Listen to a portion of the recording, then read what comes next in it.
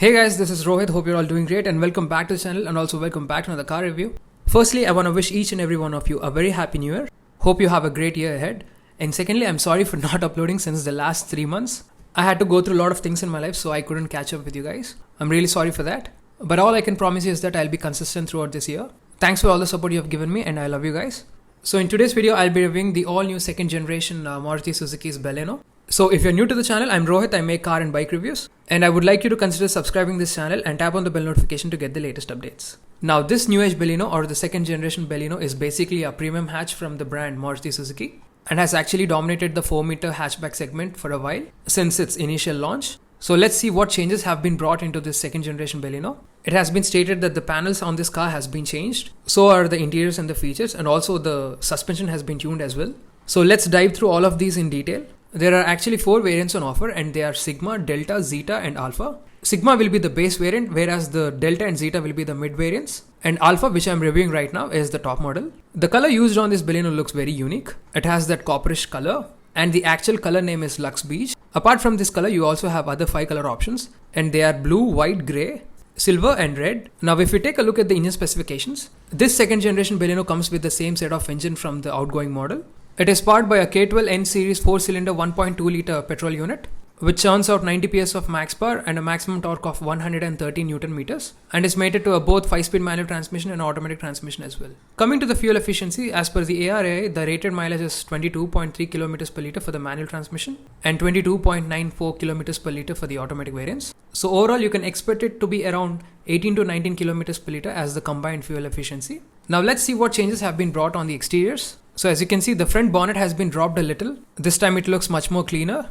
Also the grille has grown in size and the grille has been highlighted with a chrome strip on the lower portion. Also for the first time, the BALENO has been equipped with a front camera, which actually aids the 360-degree surround view. The headlamp units have been redesigned. They have used this 3-block element for the DRLs. Along with that, you've got turn indicators and LED projector headlamps as well.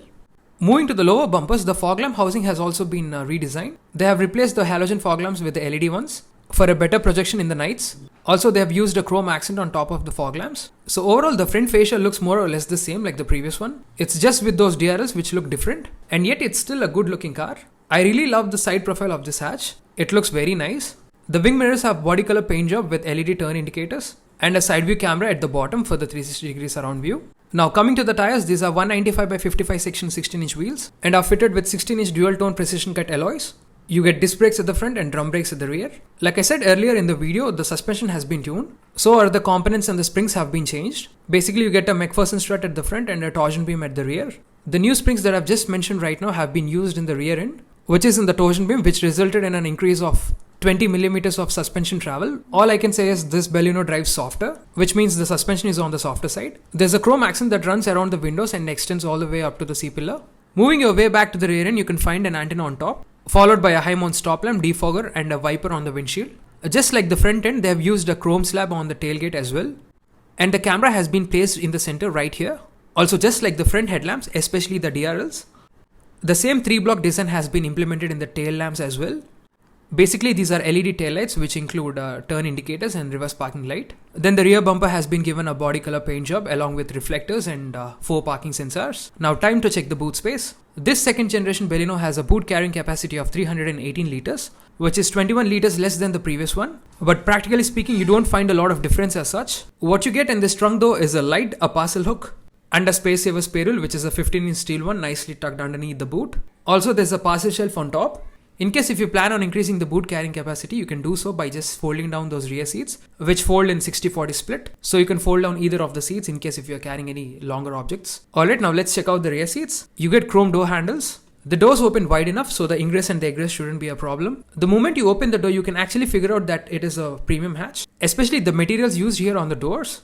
This blue leather padding on the armrest looks really nice, and complementing with this piano black finish, it feels really premium. In the lower section, you can find the door bins for your water bottle and a speaker next to it. You get fabric seats with height adjustable headrests, and there's no armrest in the center, which is kind of a letdown. But what's great here though is the amount of space on offer. As you can see, I've got ample knee room, leg room, the under thigh support is decent too. You can just stretch your legs as you wish. There's a negligible transmission arm, so center passenger shouldn't face any problems with the legroom as such. And for the first time after so many requests, they have finally included rear AC vents, so there shouldn't be any issues in the rear section. Following that, you've got an USB-A type charging port and a USB-C type as well. And the reading lamp has been placed right in the center. And that's how the front dash looks like. Let's check that out as well. You get keyless entry and go function for both the driver side and the passenger side as well.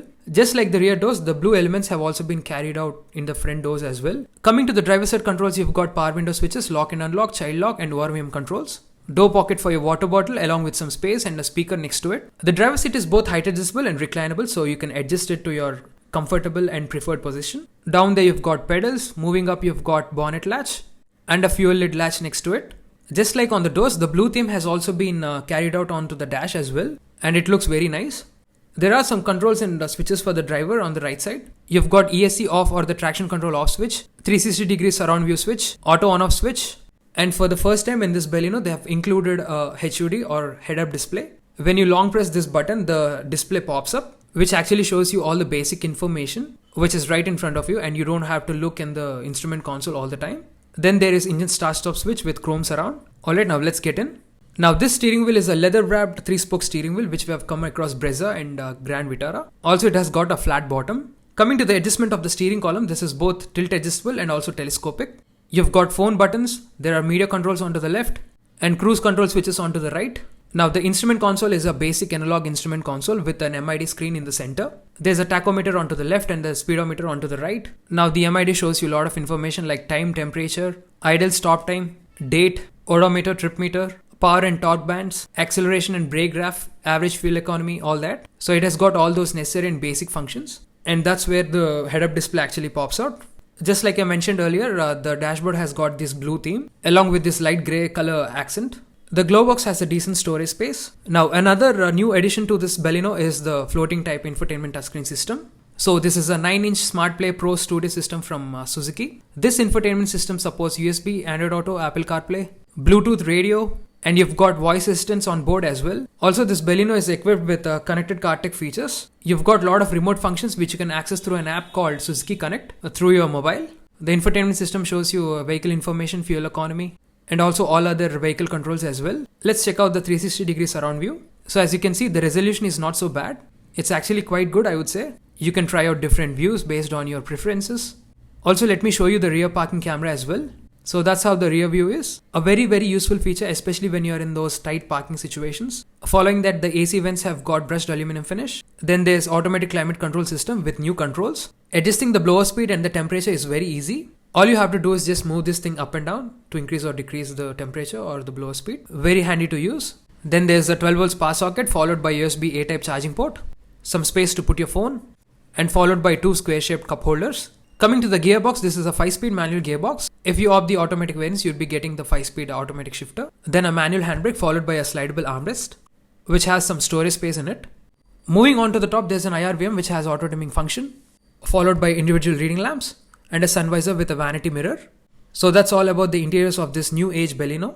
Now let's talk about the safety features and the on-road price. This Baleno is equipped with 6 airbags, ESP with hill hold assist, ABS with EBD, speed alert system and ISO fixed child seat mounts. And finally coming to the on-road prices, base variant Sigma manual will cost you around 7,96,000 rupees on-road.